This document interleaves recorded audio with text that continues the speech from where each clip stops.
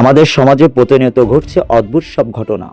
এসব ঘটনা সবার চোখে ধরা না পড়লেও কিছু মানুষের সামনে আচমকাই ধরা দিয়েছে। ভৌতিক সিনেমা আর সিরিয়ালে দেখা যায় এই রহস্যময় ঘটনা, যার পিছনে লুকিয়ে থাকে অজানা মানুষের অভিজ্ঞতার গল্প। 100টি গল্প নিয়ে সাজানো নিশিরাত প্রথম পর্বে আপনাকে স্বাগতম।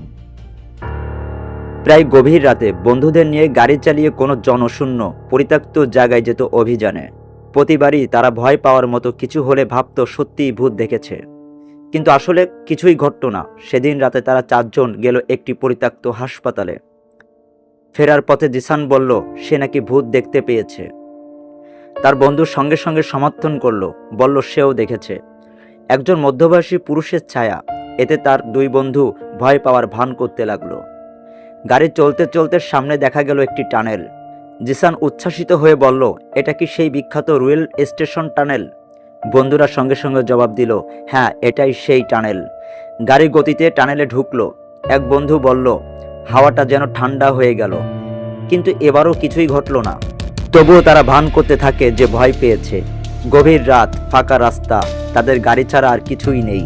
হঠাৎ জিসান লক্ষ্য করল রাস্তার ল্যাম্পপোস্টের নিচে এক মহিলা, লম্বা চুল, গায়ে লম্বা কোট, স্থির দাঁড়িয়ে আছে। গাড়ি ধীরে ধীরে কাছে যেতেই কাপা গলায় বন্ধু বলে উঠল, দ্রুত চল, বেরিয়ে যাই। গাড়ি গতি বাড়ালো, কিন্তু পাশ কাটিয়ে যাওয়ার সময় কেউ স্পষ্টভাবে মহিলার মুখ দেখতে পেল না।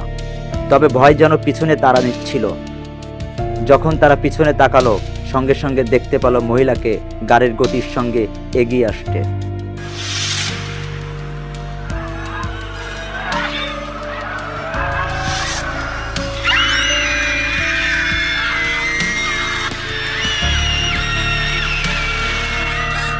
বন্ধুরা, এ ধরনের রোমাঞ্চকর এবং আকর্ষণীয় ভিডিও পেতে চ্যানেলটি এখন পর্যন্ত যারা সাবস্ক্রাইব করনি, সাবস্ক্রাইব করে বেল আইকনটি বাজিয়ে রাখো। আর যারা অলরেডি সাবস্ক্রাইব করেছো তাদের অসংখ্য ধন্যবাদ।